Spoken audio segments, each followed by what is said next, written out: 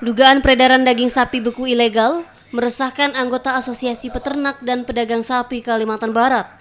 Pasalnya, peredaran daging sapi beku tersebut membuat mereka mengalami kerugian karena penjualan turun hingga 40%. Karena itu, mereka meminta pihak terkait melakukan penindakan. Jadi peternak ini sangat-sangat ngeluh karena masuknya daging ilegal gitu. Jadi apabila peternak itu ngeluh, semestinya pedagang ngeluh juga. Maka dari itu keluhan petani dengan peternak itu karena masuknya daging ilegal gitu, seperti itu Pak. Ya.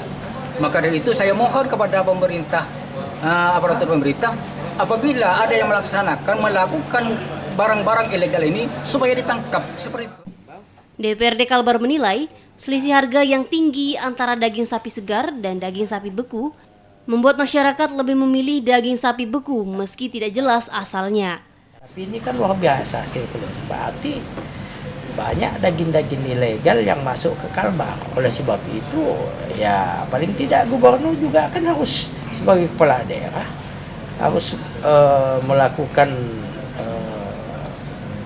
sebagai rapat koordinasi lah dengan instansi terkait mereka untuk bagaimana mengatasi hal ini, ya.